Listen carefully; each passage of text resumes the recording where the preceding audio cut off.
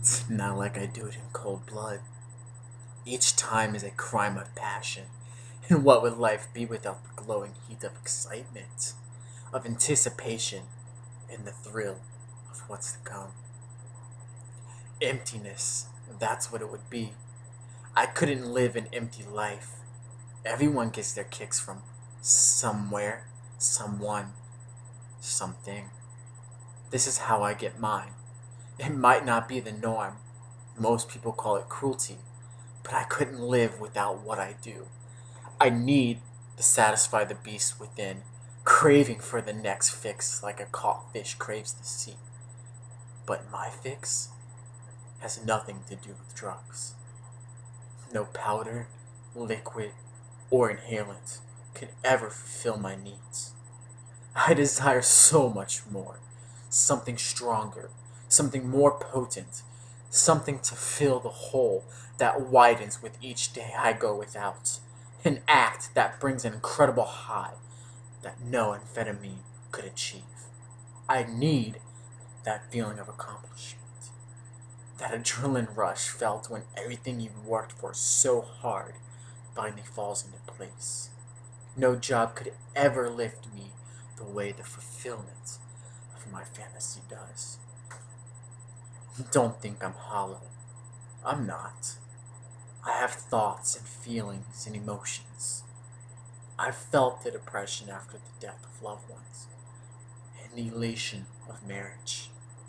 Committing myself to one woman I love most in the world. I eat, I sleep, and breathe so surely I am human.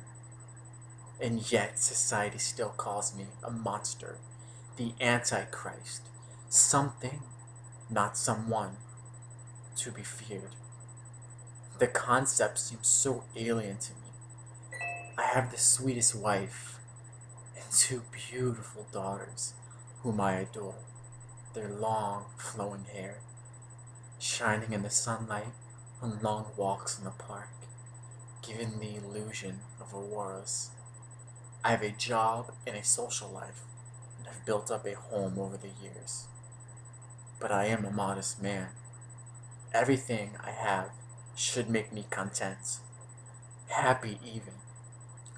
But nothing compares to the instant gratification felt when you feel how powerful you really are. I am a man, a god, the angel of death. I have the ability to end the pitiful lives of those below me. I'm an owl only coming out at night to search for the next kill. Soaring over with my eyes wide open, then diving low with predatorial position and perfect aim, never off target. Don't be fooled though, my prey is no animal, no petty creature, to die for us to consume. This is what I do makes it so special, so unique. Fair, that's my type. Makes it all more euphoric when you can see the innocence and purity not only in her eyes, but also in her skin. Soft and white, with delicate blue veins just beneath her skin, smooth epidermis. She has to have golden hair like an angel so that I feel like the devil, smothering all her hopes and dreams and desires, so that I release the supremacy in me to have. Nobody can stop me. Nobody even knows. Who would think?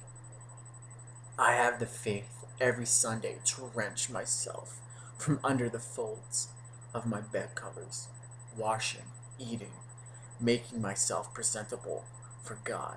It's pitiful. There is no God. If there was a God, I wouldn't be here. Surely, if he existed, he would have striked me down after my first fix, or destroyed me before my consumption could even begin. There is no God. only me, but I keep up the chard for society's sake. I am a stranger and a friend, an acquaintance and an unknown enemy. I'm not like the others, erotic and blood crazed. I take my time, plan my next move, watch my prey for days or even weeks to observe their every movement. They even see me lurking in the shadows, out of sight and mind. Then I lunge, choosing the moment carefully, with maximum power, giving my prey no chance to escape. They are panic in her eyes, filling me with warmth and pleasure as I reveal in bliss and fulfillment my thick, strong man hands gripping her neck, clenching ever tighter until her pale skin is white as paper, and her soft lips as cold and faint as blue. Then my work is done. Another angel loses her wings, and my horns grow ever longer.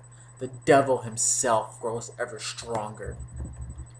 I don't do what I do out of hate, out of sadness or revenge. It's something I need, something I could not live without, like an addiction. A person wouldn't shrivel and die without substance.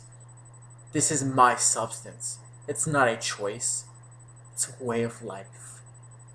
My life force, the cement that holds me together. Nobody wants to die, and I feel like I would if I stopped.